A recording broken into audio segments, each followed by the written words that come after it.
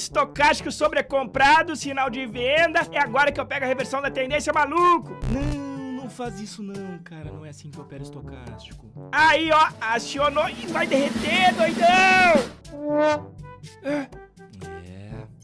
Pois é, cara. A maioria das pessoas acaba errando na hora de operar esse indicador, que é simplesmente fantástico. O George Lane, que foi um trader de futuro de Chicago, ele brilhantemente desenvolveu esse cara para entender quem estava mais forte, se eram os compradores ou os vendedores. Ele fazia isso olhando para o fechamento dos candles e, de acordo com o fechamento em relação à sua amplitude e à sua mínima, o indicador dava como resposta se os compradores ou os vendedores estavam mais fortes, e assim ele saberia com quem ele deveria operar. Porém, os traders que estão começando acabam equivocando-se para operar esse indicador. Tanto é que hoje eu vou te mostrar uma estratégia que aparentemente pode soar contra-intuitiva para ti, caso tu ainda não tenha entendido muito bem esse indicador, que eu vou te explicar hoje. A estratégia basicamente é operar na ponta da compra quando o estocástico estiver acima dos níveis de 80. Exatamente. Se tu conhece um pouquinho esse indicador, que é um oscilador, tu vai pensar, meu Deus, o Lores está ficando louco, ele vai comprar quando o mercado estiver sobrecomprado. E sim, exatamente isso. Nós vamos pegar essa parcela aqui do indicador, que sim, no primeiro momento parece que é sobrecomprado, mas nós vamos pegar o momento em que o mercado está forte na ponta da compra. E utilizando com uma estratégia correta, que eu vou mostrar aqui para ti exatamente como ela funciona, tu vai entender o poder que ela tem utilizando o estocástico com esses parâmetros. E claro que não adianta eu te jogar a estratégia aqui e espere que tu entenda. Então, primeiro eu vou te mostrar o que o indicador estocástico realmente quer dizer, com a fórmula dele, vou construir aqui contigo ponto a ponto e tu vai entender a lógica por trás dessa estratégia que opera com estocástico sobrecomprado. Eu tenho aqui na minha folha a fórmula do estocástico. Olha como ela é simples, cara. O que o George Lane mostrou com ela é basicamente a força dos compradores. Se os compradores estão fortes ou se os compradores estão fracos através dessa fórmula. Repara, ela é muito, muito simples. Eu vou pegar o fechamento do candle e vou diminuir pela sua mínima. E depois disso, eu vou dividir pela amplitude do candle, que é máxima menos mínima. Cara, mais fácil do que isso, só político que vota no próprio salário. Então, olha só, cara. Eu tenho um candle aqui que fechou nos 10, que tem amplitude da máxima dos 12 até os 2. Máxima 12, mínima 2, e é isso. Repare que a fórmula nem considera a abertura. É só o fechamento frente à máxima e à mínima.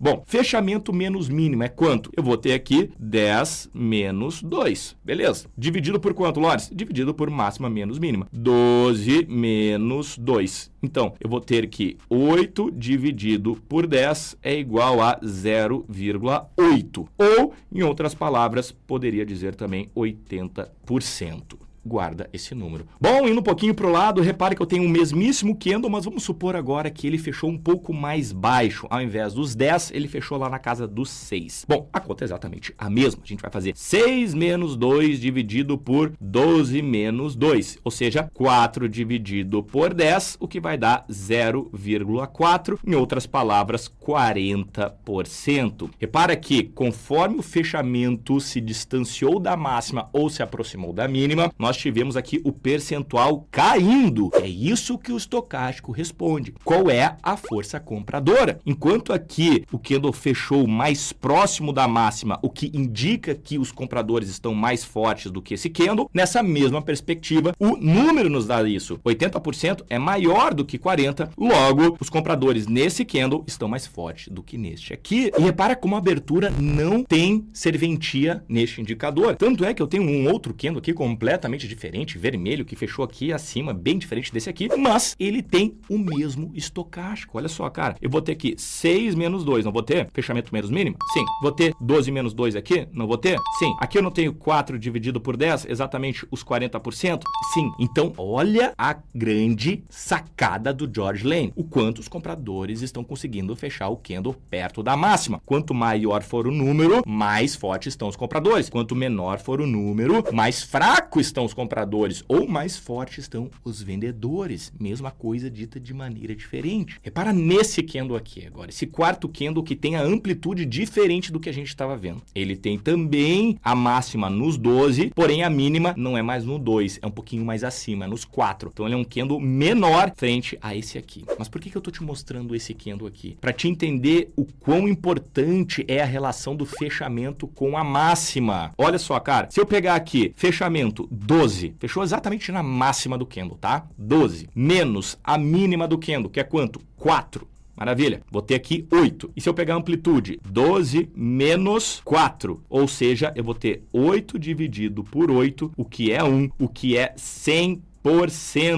Repara que, independente da amplitude do candle, quando ele fecha na máxima, isso quer dizer que os compradores estão com a força máxima naquele candle, estiveram com a força máxima. E a força máxima é sinalizada pelo número 100%. Assim também, se eu olhar para esse candle aqui que fechou na mínima dele, eu vou ter aqui fechamento, que é 2, menos a mínima, que também é 2, dividido pela amplitude do candle, que é 12 menos 2, que é 10. Nesse caso aqui, eu vou ter 0 sobre 10. Se eu não tenho nenhuma maçã para dividir com 10 pessoas, quantas maçãs cada pessoa vai receber? 0%. Repara que quando o candle fecha na mínima, o indicador sinaliza 0. Força compradora nula ou força vendedora absoluta. É isso que o estocástico nos conta com seus números. Quanto mais perto dos 100%, mais fortes estão os compradores. Quanto mais perto do 0%, mais fortes estão os vendedores. E agora vamos colocar isso aqui no estocástico. Então, repara aqui, ó, o estocástico é um oscilador que vai de 0 a 100%, agora já está claro para ti isso. E a gente vai plotar aqui, ó, neste candle aqui, portanto, nós temos mais ou menos na faixa dos 80, tá aqui 80, que é o estocástico. Esse cara aqui, na faixa dos 40, então tá mais ou menos por aqui, 40%. Esse cara aqui, também 40%, tá vendo que o candle mudou, mas o estocástico permanece em 40%. Aqui nós temos o estocástico em 100%, parabéns para os compradores. Vamos jogar a bolinha para cá, porque é para cá que o estocástico vai vir. E aqui está em 0%. Olha só, a bolinha está aqui. Então, se a gente tem aqui o estocástico plotado, a gente consegue fazer isso agora.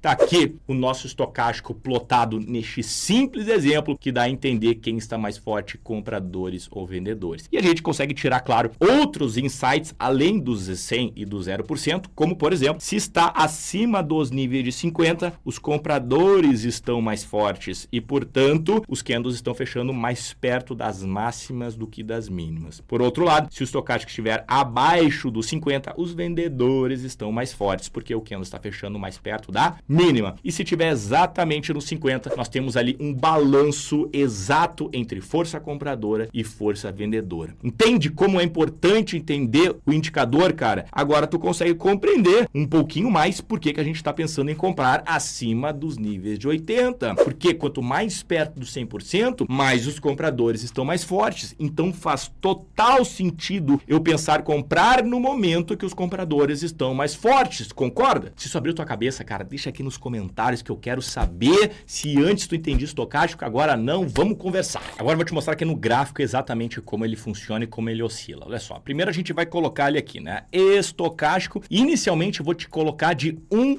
período para te entender bem aqui. Então eu estou olhando a força compradora e vendedora em relação a um único candle. Vou colocar aqui uma faixa horizontal na faixa do 100% e vou colocar também no 0% para te entender bem. Conforme nós temos os candles fechando perto da máxima, o que vai acontecer com o estocástico? Vai fechar em 100. Conforme nós temos os candles fechando perto da mínima, o que vai acontecer com o estocástico? Ele vai fechar em 0. Se eu colocar uma linha aqui de 50%, eu consigo entender quais são os candles que estão mais fortes na ponta da compra, como por exemplo esse martelo, que não fechou bem na máxima, mas fechou bem pertinho, que colocou o estocástico lá para cima. Ou eu posso também pensar em um candle vendedor como esse, que sim, deixou uma sombra inferior, o que mostra uma certa conotação vendedora fraca, mas ainda assim abaixo do nível de 50. Dessa maneira, eu tenho categoricamente quem está mais forte, compradores ou vendedores, olhando para o estocástico. Repara neste candle aqui. Esse candle, ele tem um estocástico lá em cima, não tá jogando no 100%. Mas, tu sabe, né? Se tu não sabe, eu vou te falar agora. agora que não dá pra gente olhar o indicador de maneira isolada. Nós precisamos olhar todos os outros pontos além do candle, além do indicador. A gente precisa olhar a tendência, eu gosto de colocar médias, eu gosto de olhar também o macro, né? Outros prazos operacionais. E caso tu queira te aprofundar em um candle como esse, que ele é importantíssimo, engolfo de alta, nós temos um sinal aqui que eu atrelo também ao estocástico. Tu pode aprofundar esse conhecimento no meu treinamento, que eu vou deixar o link aqui abaixo, Price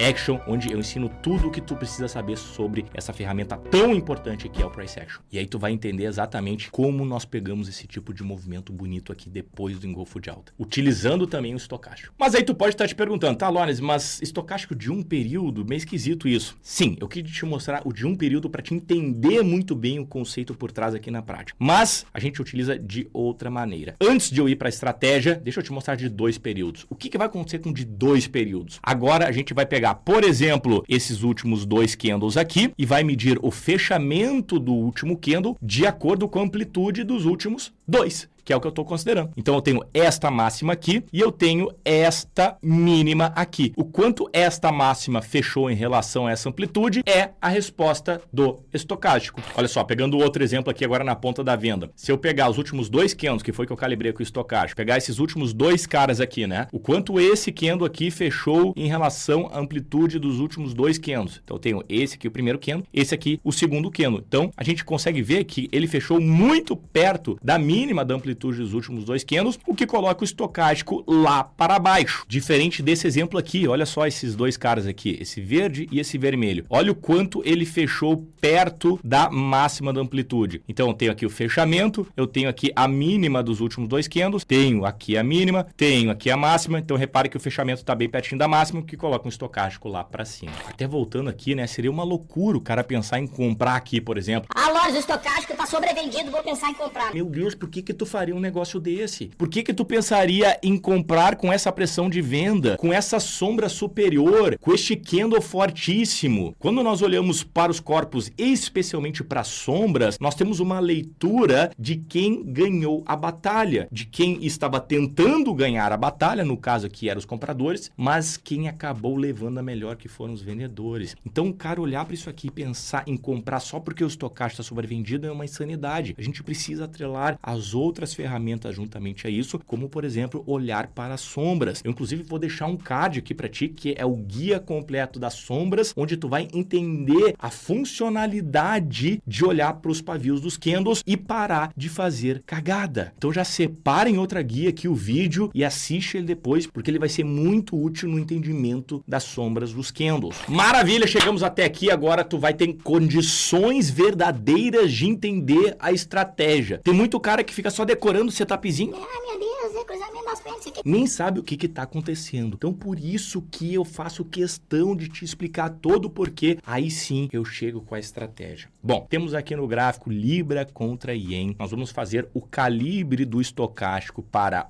8 períodos com uma média de 3. Então, vou ter aqui o estocástico em si, nessa linha de baixo, e a média de 3 períodos do estocástico. Essa é a nossa primeira ferramenta. A segunda ferramenta que nós vamos colocar aqui no gráfico para aplicar a estratégia é entender a tendência do ativo. E para isso, eu vou colocar aqui uma média de 21 períodos aritmética, que vai me dar de maneira objetiva se aquele ativo está em tendência de alta ou de baixa. Para uma tendência de alta, eu vou utilizar 2 critérios objetivos que eu utilizo sempre. Eu vou utilizar, primeiro, a inclinação da média móvel de 21, ela precisa estar apontada para cima, e eu vou utilizar também a relação do fechamento dos candles. Eles precisam estar acima da média móvel de 21. Com esses 2 critérios, então, eu tenho uma tendência de alta e a partir de agora eu vou poder pensar em adotar uma compra pela estratégia do estocástico acima dos níveis de 80. Porém, se eu comprasse somente assim, eu estaria me colocando numa situação de tendência altista, o que é bom, mas eu quero algo além disso. Eu não quero somente comprar em um ativo que está em tendência de alta. Eu quero comprar em um ativo que está em tendência tendência de alta e está forte, está muito forte na tendência de alta. E para isso eu vou colocar uma outra média, uma média mais rápida, uma média mais curta, que vai me dar justamente a resposta de que o ativo não está só numa tendência, mas numa tendência forte. E essa média é uma média exponencial de 9 períodos. Agora sim, eu tenho parte das condições para entrar na estratégia. Eu tenho os preços acima das duas médias, de 9 e de 21, e agora a gente vai olhar para o estocástico. O que eu vou querer fazer é operar esse ativo somente com o estocástico acima dos níveis de 80, mostrando então que os compradores não só estão mais fortes, como estão muito fortes. Nós vamos olhar para o estocástico e para a média móvel de 9. Vou botar uma linha acima do 80 aqui que vai me balizar. Maravilha! Pronto! O que eu preciso agora? Bom, eu vou esperar o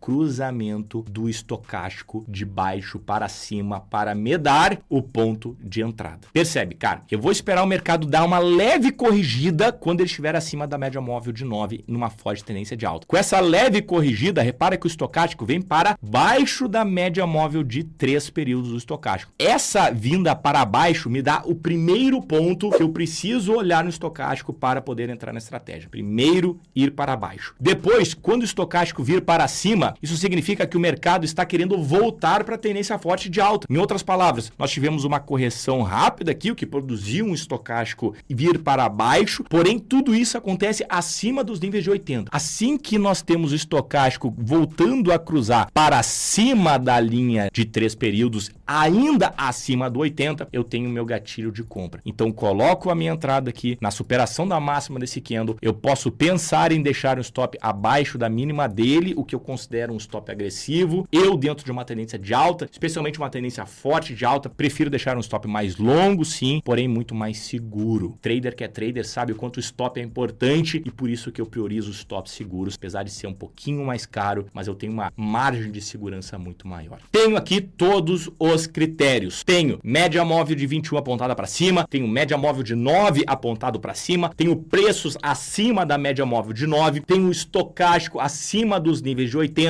tive o estocástico vindo para baixo, tive o estocástico voltando para cima, cruzando a média de 3 períodos. Pronto. Tenho todos os critérios para estratégia. Estou comprando em um momento em que os compradores estão rasgando e eu vou entrar agora junto com a inércia desses caras. Olha que beleza de movimento. Infelizmente, isso não acontece com tanta frequência. Mas quando acontecer, cara, agarra essa oportunidade. Surfa o maior movimento possível. Alonga os alvos para justamente pegar essas surfadas. A gente consegue estabelecer um stop curto para o alvo muito longo. E nós podemos buscar os alvos de diversas maneiras. Uma das maneiras que eu considero assim, muito interessantes é observando a volatilidade do ativo. A gente vai pegar a movimentação média do ativo e vai estabelecer um alvo de acordo com isso. A volatilidade média, eu gosto muito de utilizar o True Range de 21 períodos para mensurar alvos. E para esse vídeo não ficar longo e não fugir do assunto, eu vou deixar um vídeo inteiro para ti sobre esse indicador. True Range, fantástico, tá na minha caixa de ferramentas e vai te ajudar a entender até onde nós podemos traçar alvos de maneira precisa e objetiva. Eu tenho certeza que tu vai gostar. Te vejo lá!